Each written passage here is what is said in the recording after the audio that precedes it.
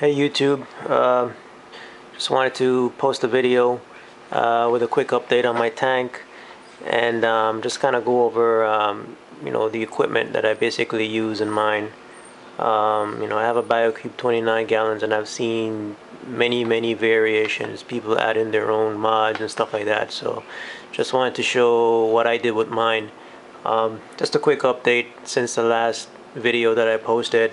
My green mandarin basically died. Kind of strange. He was one day he looked fine, eating pellets, looking good, and the next day he was just gone. My white gonipora used to be where you see this cold leather is. That wasn't doing so well.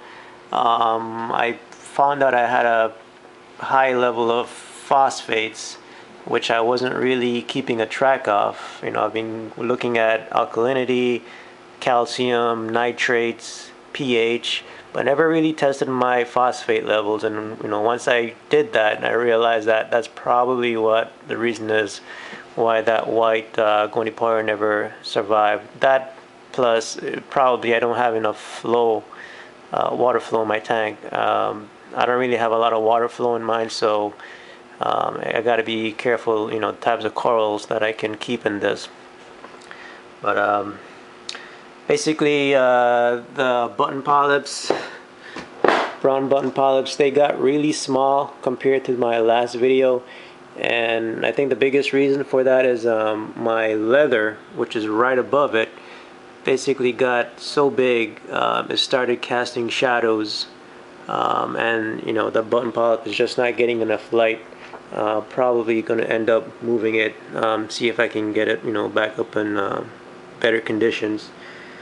My pulsing zinnias, I seem to have a lot less now than I did before. Basically those green star polyps in the back are just overtaking the top of the rock and going up the back side, which really isn't a problem for me because originally that's what I wanted. I basically want this entire back wall, and back there I want that entire wall to be filled with star polyps, just all the top and that back section as well. So I know I'm going to lose some zinnias. I'm not too worried about that. As far as the tank,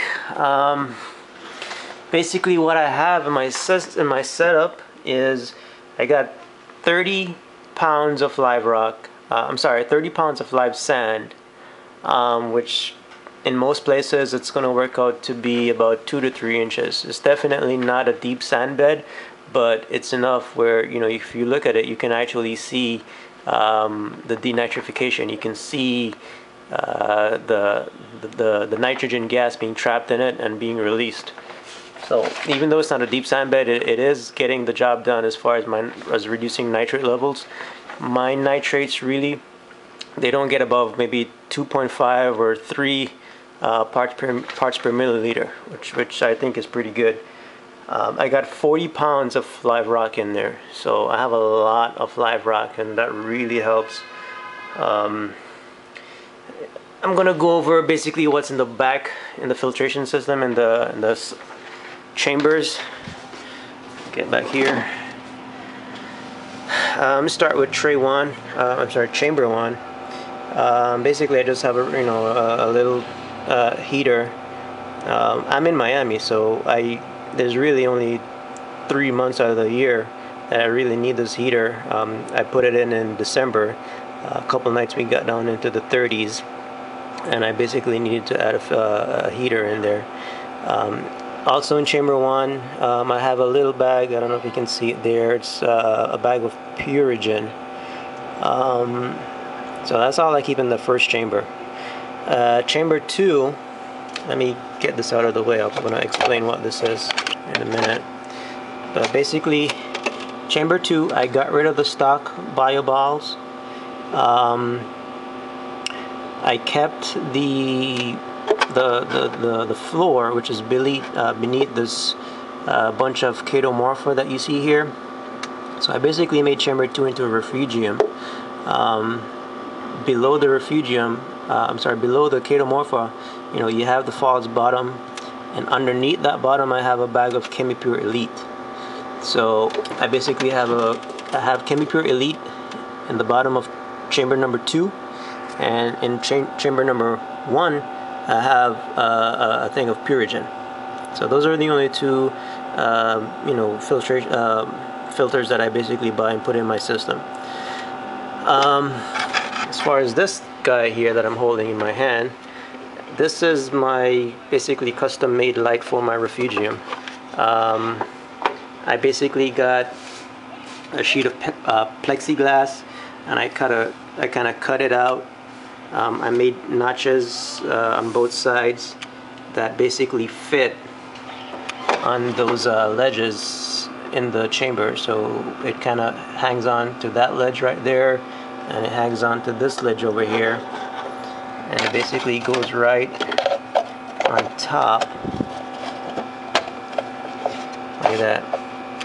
Now each one of these are LED lights I picked up at Home Depot. Each one is rated at 3 watts, which on the box was equivalent to about I think it was equivalent to a 20 watt regular bulb. So I have 2 of these, so I basically have, like, you know, the equivalent of 40 watts, but it's only really 6 watts as far as electricity that it's being used. I had a 6-inch, well, before this I had a 6-inch utility work light, which was a little fluorescent bulb, and that just wasn't giving enough light. But since I added these 2 bulbs, I mean, my chaetomorpha has been growing like wildfire, man. I mean, literally, I took out, you know, half of this chaetomorpha about a week ago, and maybe 2 to 3 weeks now I have to be taking it out. So that's been working out really good. As far as chamber number 3, it's kind of tight, but on the left side I basically have the sensor for my top off system. It's a JBJ ATO top off. I'm running the stock return pump on the in chamber number 3 here, so I'm not running, you know, anything crazy as far as water flow. I'm still using the stock pump on that. Below that you can't really see it, but I do have another pump, and that second pump I think it's a Maxijet something, I don't remember, but that Maxijet is basically feeding water to my chiller down here, which is also a JBJ Mini Arctica, and from my chiller goes into my phosphate reactor, which is the Phosban 150. Now I did my own thing. I actually, inside the Phosban reactor, I put a bag of carbon as well. Now I didn't have the Phosban reactor in my last video. Basically, once I found out that my phosphate levels were kind of high, I added back this Phosban reactor. I had it before, but I never really was using it.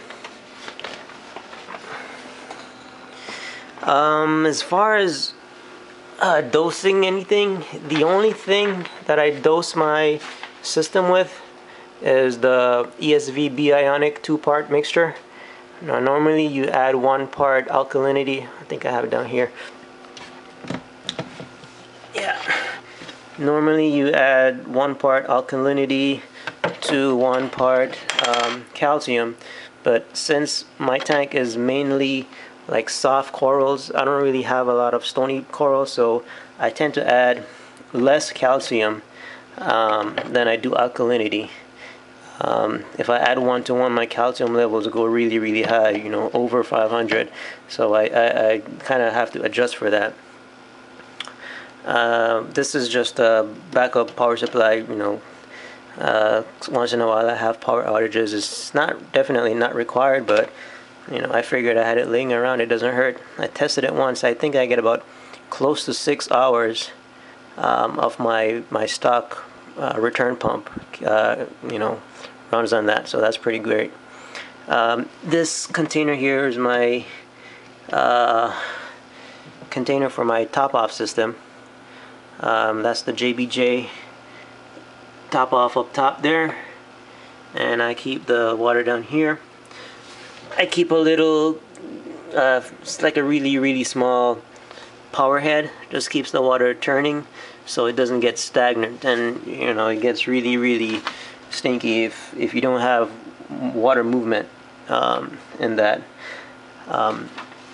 As far as water changes, that's interesting because when I first started this tank, well, first of all, this tank, as you see it right now, is about a year old.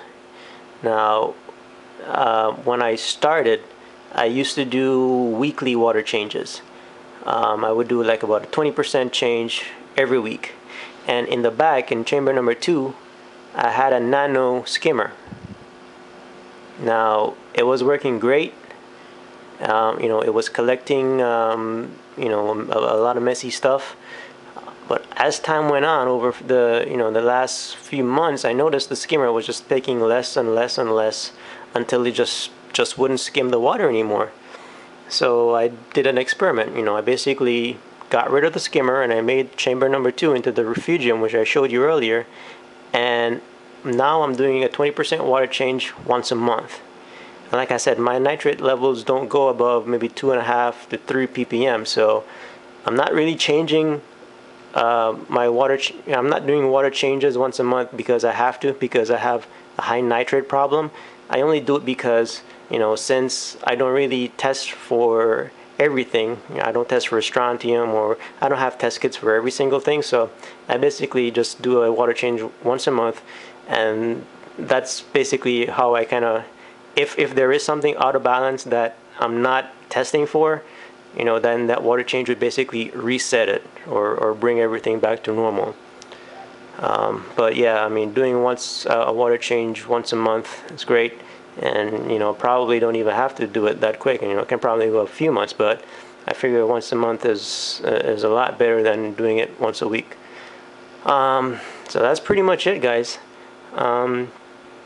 If you guys have any comments or questions, just go ahead, post them below, and I'll do my best to answer them. So yep, there you go. Thanks.